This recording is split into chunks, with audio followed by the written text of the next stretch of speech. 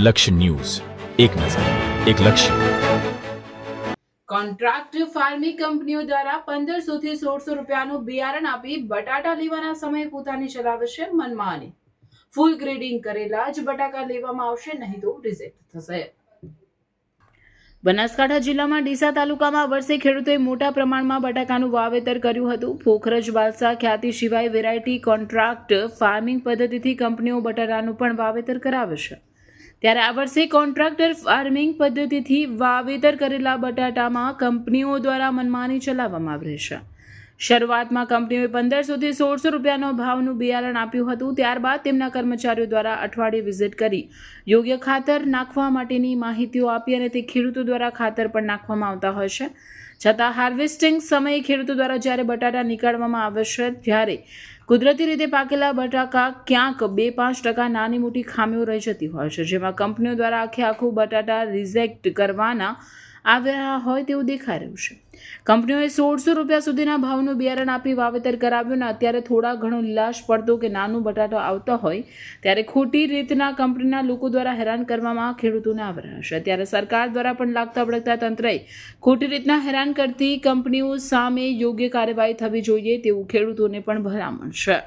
આ બાબતે ખેડૂતોએ જણાવ્યું હતું કે કંપનીઓ જે બિયારણ આપ્યું છે તેમાંથી જે બટાટા નીકળે છે તે જ અમે આપી રહ્યા છે. તેના સિવાય અમે જેમ દુનિયા કે કંપનીઓ ભેળસેળ કરે છે તેમ તો કંઈ ભેળસેળ કરતા નથી ને જે આપીએ છીએ તે જમીનમાં પાકે છે તે જ આપીએ છીએ. તેના સિવાય બગાડવાળું બટાટા અમે પણ નાખતા નથી. રિપોર્ટર વિક્રમસિંહ રાઠોડ, ભીલડી. તેને કંપનીએ જ્યારે બટાટાનું બિયારણ આપ્યું તે 1625 રૂપિયા ભાવનું મેં વાવેતર કરેલું છે હાર્યું. એની સામે જ્યારે આપણે બિયારણ ખરીદીએ ત્યારે કોઈ એવું નહોતું કીધું કે તમે આ બટાકા ટાળજો કે આ બટાકા ટાળજો. અત્યારે જે એમની મનમાની કંપનીએ ડરાવી રહી છે, ખેડૂતોને ધમકાવી રહી છે, એ આપ જોઈ શકો છો. આ બટાકા હું બતાવું ભાઈ, જે મારા ખેતરના બટાકા છે આ નોર્મલી કાણા સાથે આ નોર્મલી કાણું છે. એના કારણે કંપની દ્વારા બટાટું રિજેક્ટ કરવામાં આવી રહ્યું છે.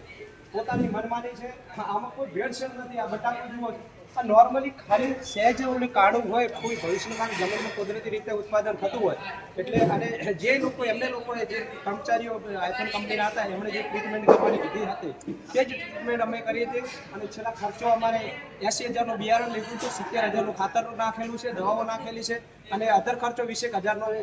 અત્યારે આપ જોઈ શકો છો 50 કટ્ટાનું વાવેતર હતું, 40 કટ્ટાનું તેની જગ્યાએ 345-47 કટ્ટા નીકળ્યા છે. તો આ નોર્મલી બાબતે રિજેક્ટ કરી દેવામાં આવ્યું છે. હવે હું ત્યાં સ્ટોર ઉપર પહોંચ્યો છું ત્યારે કહું છું કે મને શું કારણ રિજેક્ટ થયું છે, રીસેમ્પલિંગ કરવા બતાવો.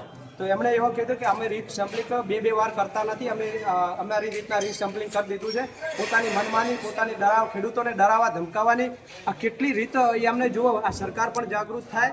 અમે તો ગઈકાલે પણ એક માહિતી ખેડૂતના જઈને જેનું કે આ રીતના ખોટા ખેડૂતોને હેરાન ના કરે.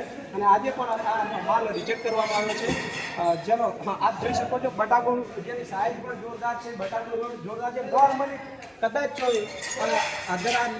જો બતાવું છું ક્યાંક કાણું હોય તો તેના કારણે આ રિજેક્ટ કરી રહ્યા છે. આ પોતાની મનમાની છે અને રિજેક્ટ. હું અત્યારે પણ વિડીયો મારફતે કહું છું કે બટાટું અહીંયા રહેશે, વેચવું હોય તો પૈસા આપજો. બાકી તમારે ત્યાં કંઈ તમારી રીતના જે કાર્યવાહી કરવી હોય એ કરી શકો છો. હું મારી રીતના પણ કાર્યવાહી કરવાનો છું. નમસ્કાર.